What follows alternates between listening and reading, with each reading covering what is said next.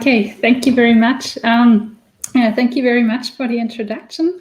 In the next 20 minutes, I'd like to speak a bit about our recent work at the University of Stuttgart. Also, I will be talking about network quantum protocols, about communication, and also about other applications.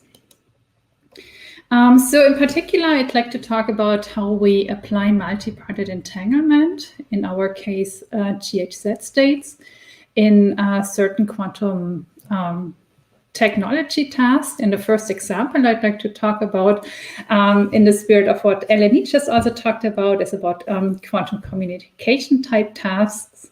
And in the second part, I'd like to show some results that we recently obtained in the context of computing. So when we talk about quantum communication, up to a few years ago, we mainly talked about kind of bipartite links, so communication between two parties. But now as quantum networks develop, communication has expanded into kind of some networked settings.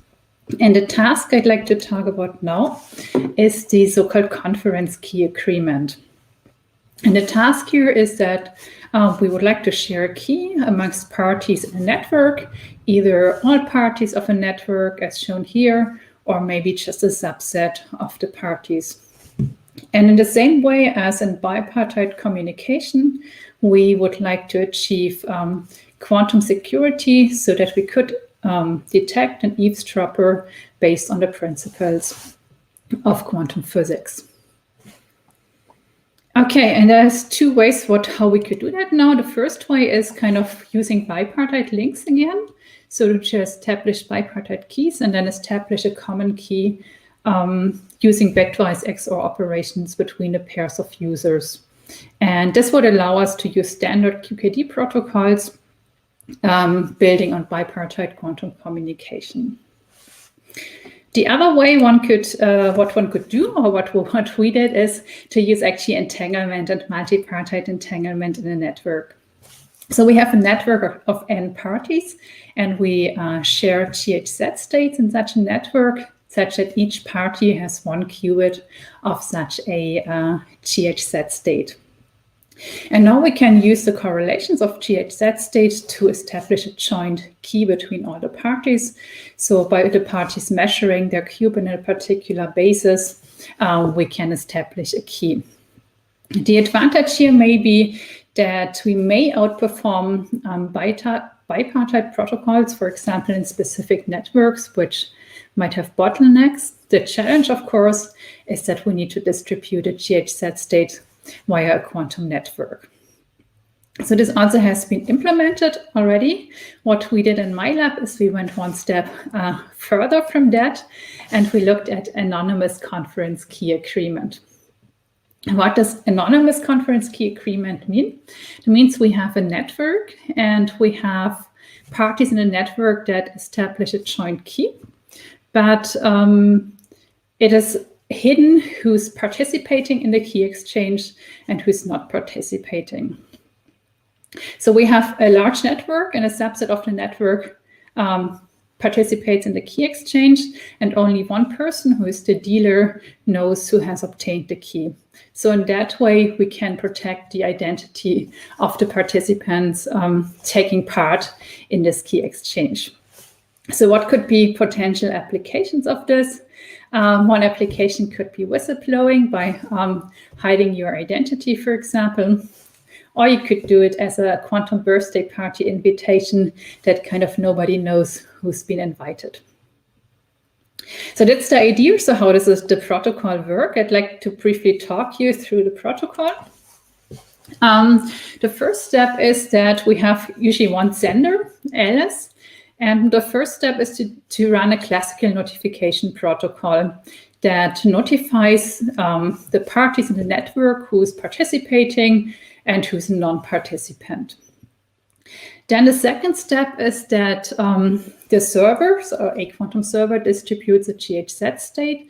And as you can see, each party has one qubit of the GHZ state.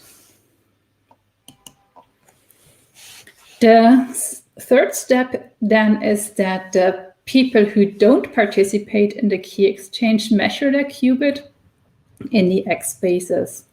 And what this effectively does, you see in this picture here. So by measuring in the X bases, the non-participants remove their qubits from the GHZ state, and we end up with a smaller GHZ state, which is now shared between only the participants. So now there are two possibilities, and they are chosen randomly based on the number D, which is related to the security. So the first option we have is we do a key generation step. And this means that the sender and the participants measure the Z bases. So remember, they share a GHZ state, and we can use this for a key exchange. The second option we have is we do a verification step. And in that step, all the participants measure in the X or Y bases, and the sender chooses also an X or Y basis in a particular way. And this allows us then to verify the correlations of the GHZ state and to check whether actually everything worked the right way, or whether there was anyone interfering with the protocol. And you see here, whether we choose the key generation or the verification step depends on this parameter D here. And of course, we want D to be large, because you can see as many, if you have very few key generation rounds and very many verification rounds, as I will show in the experimental results, this increases the security of the protocol.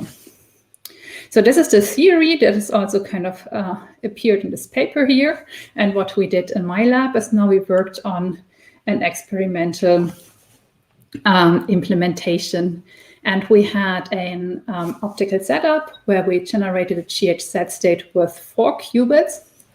And this allowed us to test different configurations of this protocol. So what we have here is we have 4 parties in the network, and one party is the sender, so Alice, and then we can have participants or non-participants.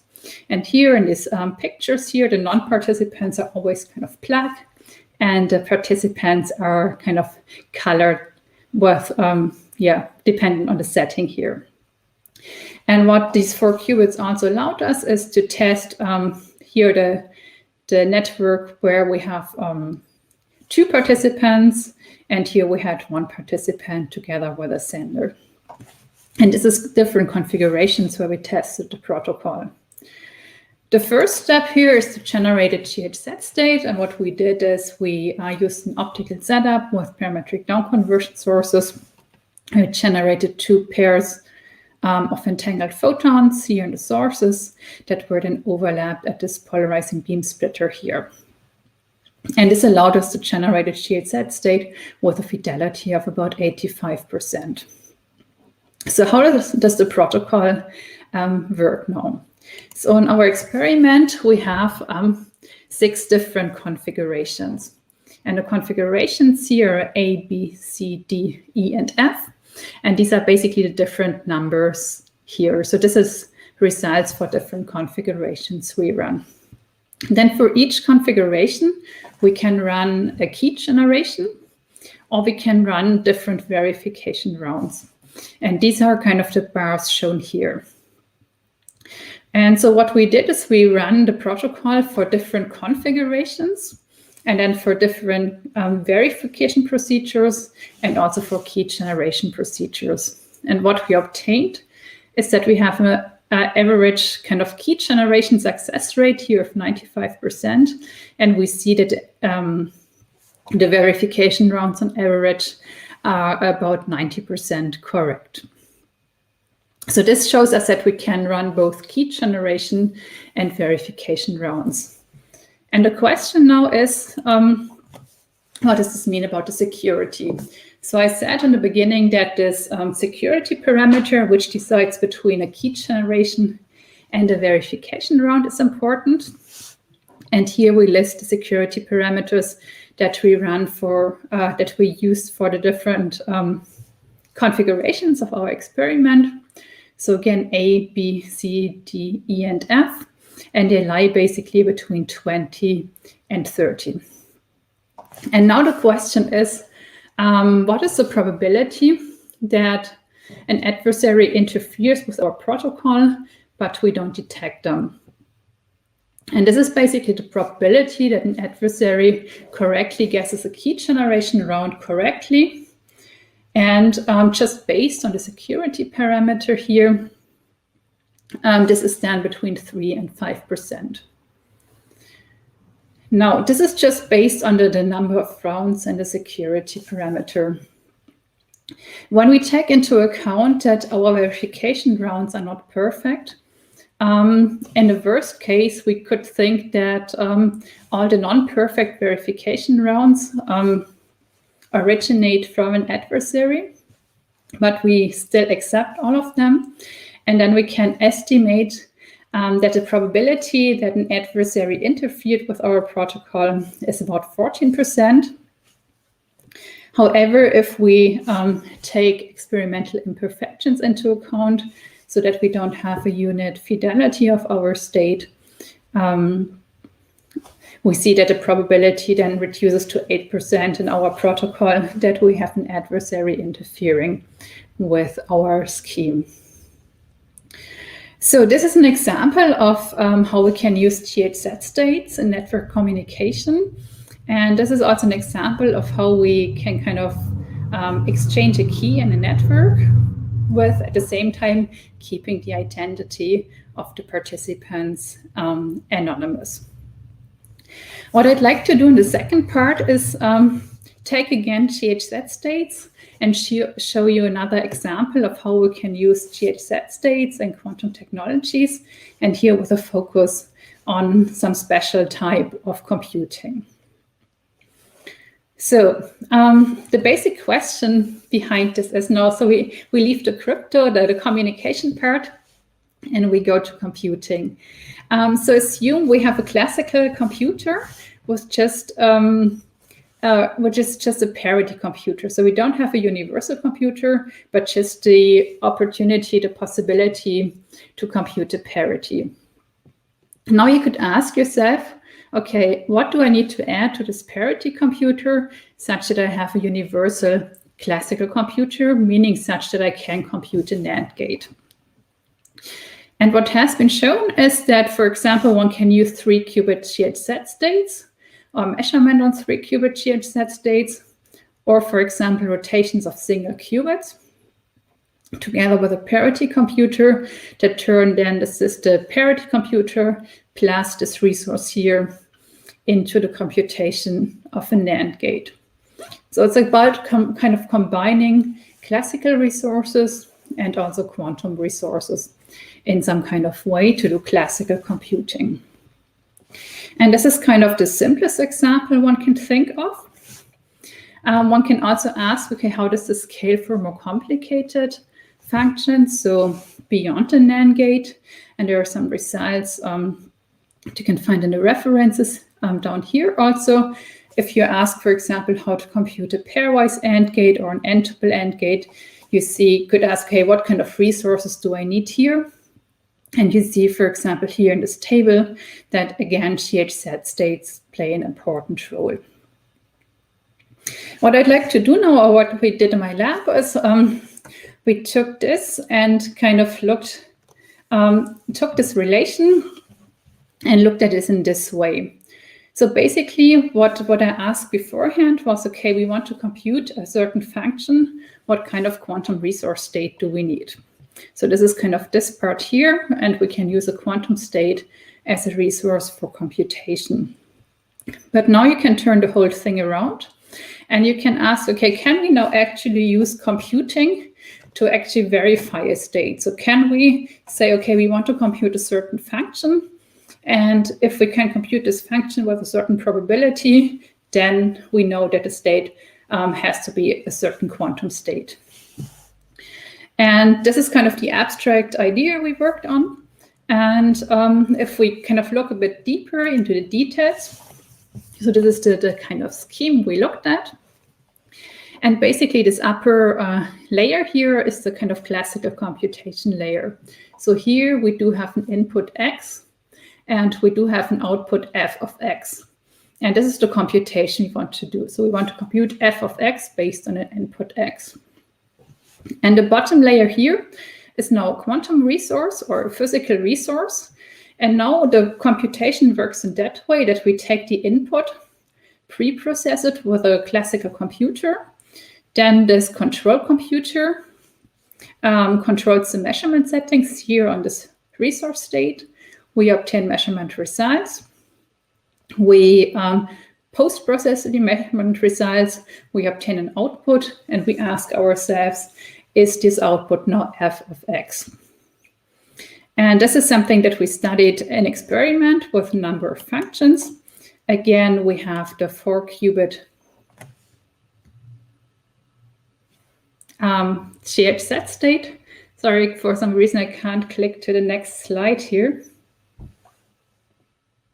Okay, so this is what I want to show you. We again have a 4-qubit GHZ state, and then we tested several functions. So again, remember, we want to use computation to test the underlying quantum state.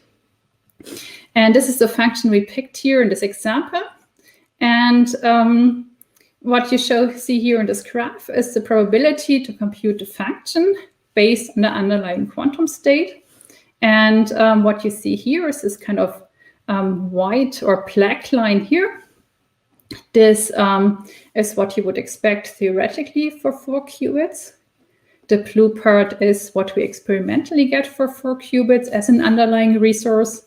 Then we have this dashed line here that gives us what you would expect for 3 qubit GHZ states here and for classical resources. And you can see that you can use the probability of computing as some kind of test of the underlying resource state. And this is basically just everything I wanted to show you. So I've shown you 2 examples of things we recently worked on in my lab. One is on network quantum communication, so where we look into kind of multipartite key exchange, and there are a few open questions regarding how to scale this up, and on how to do real-life implementations here. And the second part is a connection between quantum states and computation, and there's also a relation to quantum networks. So you could think of doing this whole protocol also in a quantum network by sharing the GHZ states in the network. If you'd like to hear more about this, there's 2 papers here where we outline more details here. And thank you very much. And that's the team, and we have open positions also available if you're interested in joining us. Thank you.